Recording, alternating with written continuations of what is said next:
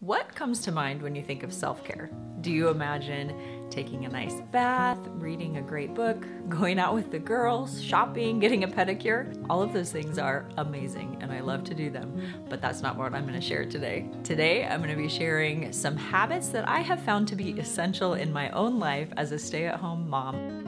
If you're new here, my name's Erin. I'm a homeschooling mom to 4 kids ages 6 to 14, and I have been a stay-at-home mom for all of those years. I'm kind of a practical person, and when it comes down to this kind of stuff, I really want to get down to the nitty-gritty. I want to know what are the practical steps and action that I can put into place in my life to help restore that balance and that peace and the joy that I know is waiting for me. Full disclosure before we jump into these things, I am definitely not a mental health expert. I am just sharing things that have worked for me over my 14 years of being a stay-at-home mom and 9 years of being a homeschool mom. I am definitely still a work in progress. I am not an expert at all of these things, but I have noticed that when I do put them into place regularly, that it is a huge benefit in my own mental state and bringing that sense of peace and calm to my home so that I can raise healthy and happy kids. And I think that's what all of our goals are. This video is part of a collaboration hosted by Anna from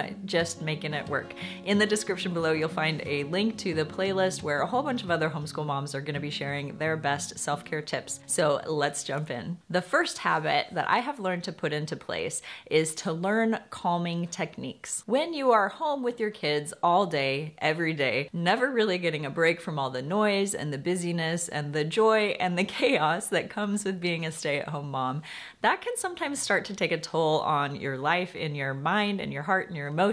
Well, at least that's me. I don't know about you. I have found that it's essential in my own life to learn how to calm myself down when I'm in that agitated sense. When we are in that constant stressed out, overwhelmed, anxious state of mind, our bodies get stuck in this fight, flight, or freeze mode. And when we are in that state, our brain doesn't function logically. We tend to react more based on our emotions, and we get irritable more often. We tend to snap at our kids. The anxiety tends to pile up because then we also feel the guilt over snapping at our kids or being short, losing patience, all of those things, right?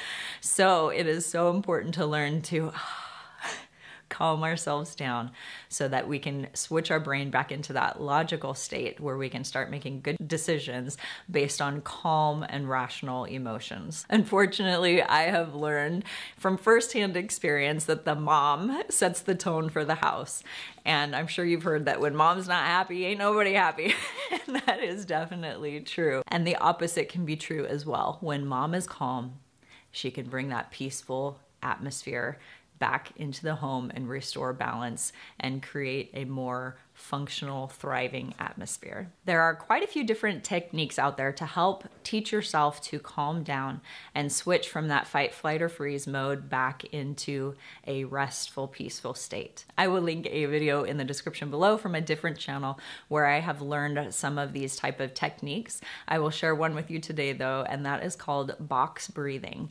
And if you haven't heard of this is a great way. It kind of is where we've always heard about like slow down, take some deep breaths, right? But this is a specific technique that is used by people all over the world, people in the military, to help calm themselves down when they're in that tense, agitated state. And it can work in the home as well. So with this, you want to picture your breathing kind of in a box. So that kind of helps you visualize how this works. So you want to breathe in through your nose for a count of 5. And then you're going to hold your breath for a count of 5. Exhale through your mouth for a count of 5, and then hold your breath again for a count of 5. And you're going to go ahead and repeat that in a cycle until you feel calm and relaxed again. That deep breathing, a lot of what it can do, it can bring oxygen back to your body, to your brain, to help your muscles relax. It actually can lower your blood pressure, your anxiety, and feelings of stress, and help you to return to a state of calm. Because what you're having to do is focus on your breathing in through your nose, out through your mouth, while you're counting and holding your breath, so it takes your mind off of all those things that are stressing you out. It helps you to stay focused on regulating yourself. And this has been a great thing that I have put into place to help calm myself down when I'm getting stressed out. I will remove myself from the room and the noise and the chaos and do some of these deep breathing techniques and calm myself down. And then I'm able to get back to the rest of the day with the kids. This is a great thing that you could even teach your kids how to do when they are in that hyper agitated mode to calm them down. It's a great technique that they'd be able to take all throughout their life. The second essential habit that I have put into place in my homeschool, not every single day, but as much as I can, is to get outside. And the idea with this is to be outside every single day.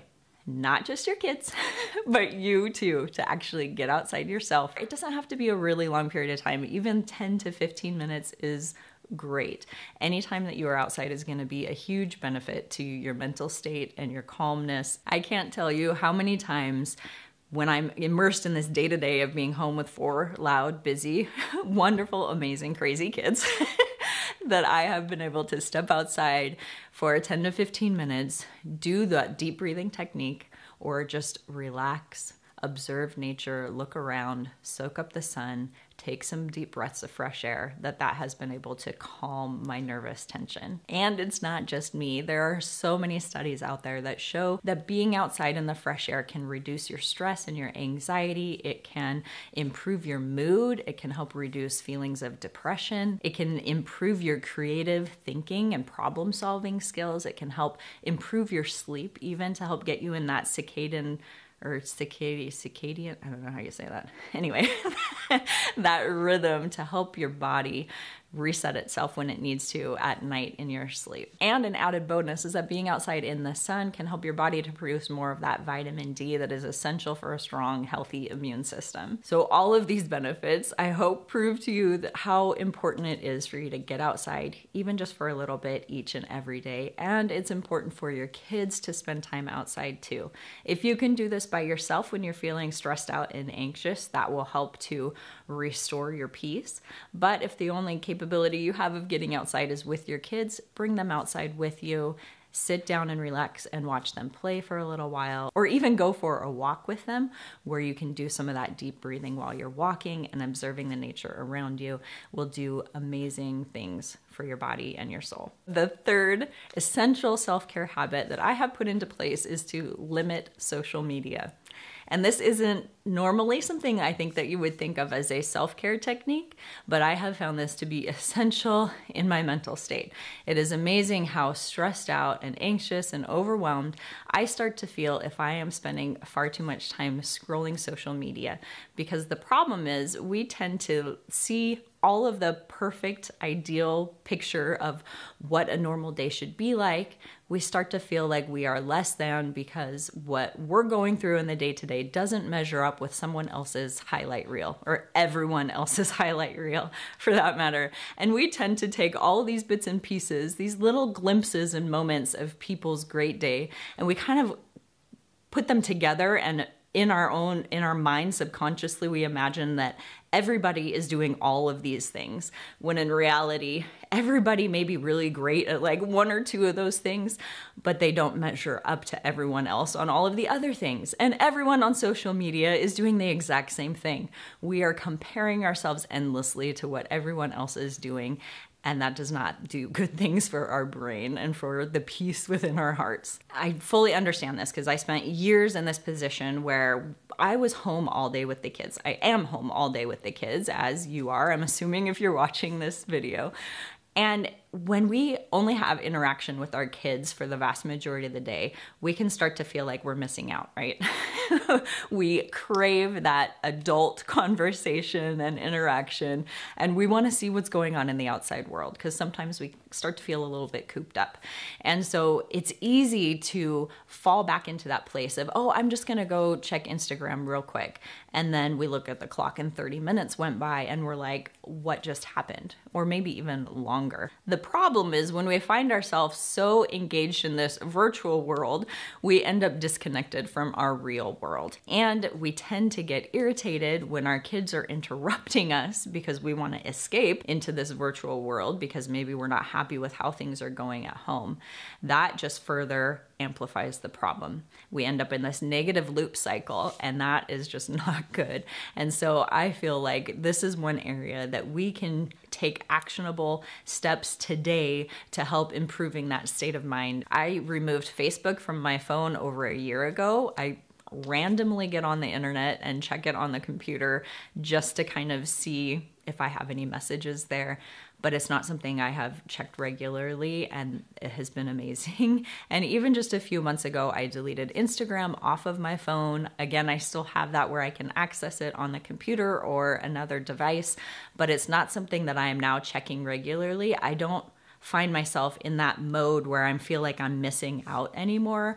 And now when I do get on, it's amazing how my mind has shifted, being removed from that constant feed of, feeling like I need to see more and do more, and what's the next thing that maybe that'll help me, or maybe it'll help me figure things out, or whatever. It has been amazing to see how much more peace I have in my heart because I'm not trying to keep up with all of those things. I am in a much better mood throughout the day. I don't feel that constant dependency on social media to give me that little serotonin hit that somebody liked a post or something like that. I can find peace and joy in my day-to-day a little bit more easily. And that, I feel like, has been a tremendous self-care habit that I have put into place that has really made a big difference in how my everyday goes. I'm not saying that you need to remove all of those things, but you need to do what's best for you. And I do feel like if you, at the very least, limit your time that you spend on social media, that will be a tremendous self-care habit that you will see benefits from immediately. And the next self-care habit to put into place is to create.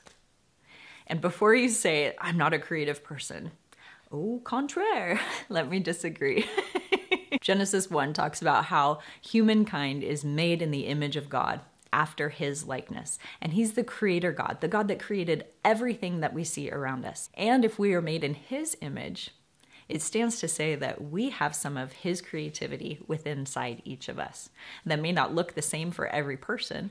There are definitely some people that are talented in one area, other people are in a different area, and that is amazing. That's what makes the world go round. We are all different and unique, and it's a beautiful, beautiful thing. And when we tap into our own creativity, whatever that may look like, that allows an opportunity for us to glorify God, because we're putting on display the uniqueness and the creativity that he placed inside of us, but it also does amazing things for our mental state. Creating could be anything from sewing to trying a new recipe to painting or playing some kind of music. It could be journaling and writing out your feelings and your emotions. There are endless varieties of ways to be creative. The idea is to find something that brings you joy and fulfillment, something that's just for you. It doesn't even have to be something that you share with anyone else, but how fun would it be to bring our kids along with us and find those things? Like if you're trying a new recipe, have them help you. If you're painting, get out the paints that they can participate too. By finding something that we can create,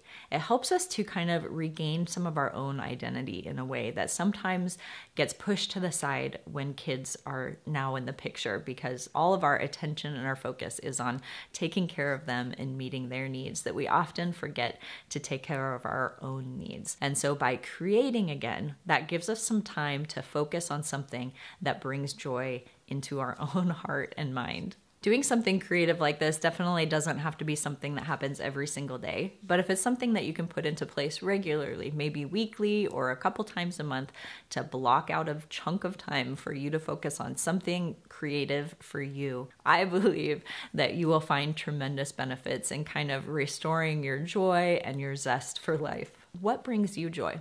What is that for you? Think back to before you had kids.